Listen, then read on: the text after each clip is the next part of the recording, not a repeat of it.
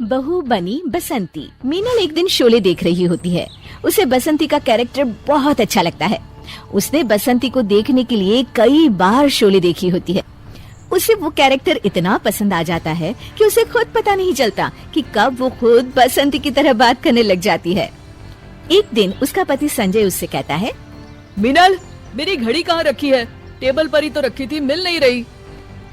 अब मैं बोलूंगी तो बोलोगे कि बोलती है, क्योंकि देखने वाली बात ये है कि जब घड़ी घर में है ही नहीं तो टेबल पर रखी होगी कैसे? क्योंकि अगर रखी नहीं होगी तो मिलेगी कैसे?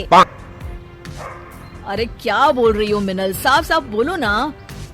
क्योंकि मुझे ज्यादा बोलने की आदत तो है नहीं, पर अगर आप पूछ ही रहे हैं तो मैं बता देती हूँ कि आपकी घड़ी हो गई थी बंद। तो आपने कहा था कि दुकान में दे आओ बनवाने को। अब दे आए हो तो चूंकि आपको याद ही नहीं है।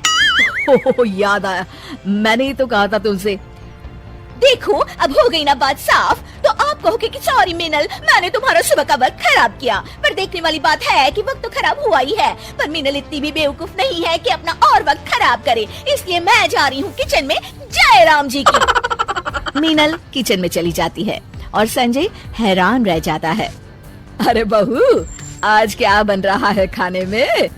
मम्मी जी, खाने में तो वही बनेगा ना जो सब्जी आपके बेटे खरीद के लाए थे, गोभी लाए थे, तो वही बना रही हूँ। अब समझने वाली बात ये है कि आपको अगर कुछ और बनवाना था तो आप कह देती तो मैं बना देती। मीनल को तो कभी कोई काम करने में आलस आता ही नहीं। अरे बहू बस कर, तू तो रेलगाड़ी की तरह बोलती ही चली जा रही है।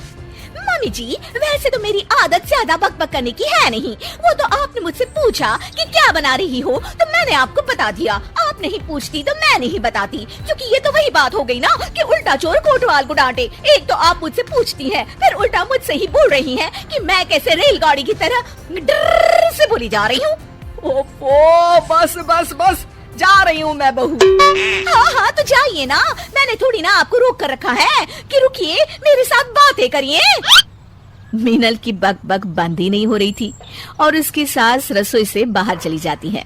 बाप रे बाप, बोल बोल कर बहू ने तो मेरे कान में ही दर्द कर दिया।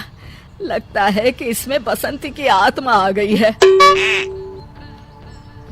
मीनल अपने कमरे में मैगजीन पढ़ रही होती है, तभी उसकी सास वहाँ आती है।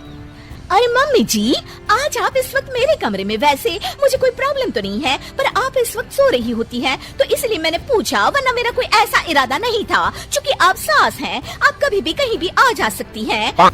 ओफो, बस भी कर बसंती, मेरा मतलब है मीनल, और मेरी बात ध्यान से सुन। हाँ हाँ मम्मी जी, मैं कब आपकी बात ध्यान से नहीं सुनती। अरे संजय के जन्मदिन के लिए मैं और तेरे ससुर उसे एक सोने की चेन देने की सोच रहे हैं। क्या लगता है तुझे, पसंद आएगी ना उसे ये गिफ्ट?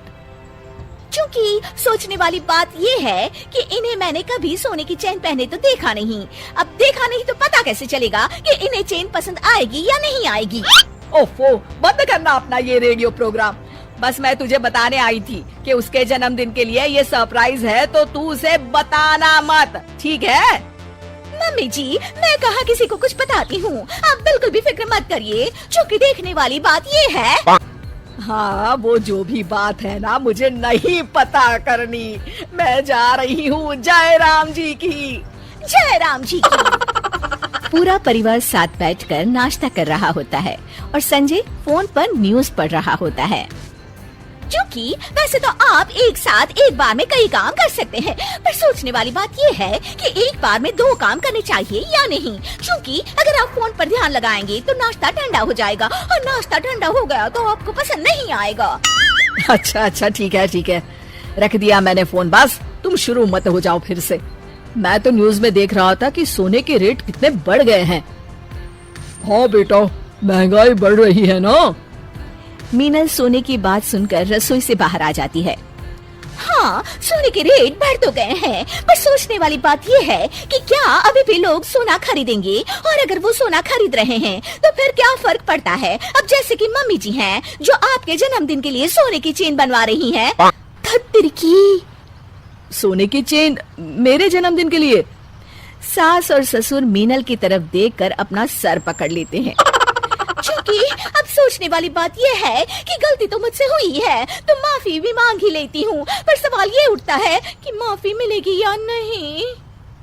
नहीं मिलेगी, नहीं मिलेगी, नहीं मिलेगी माफी। मीनल के बसंती बनने के चक्कर में हो गया बर्थडे सरप्राइज का सत्यानाश।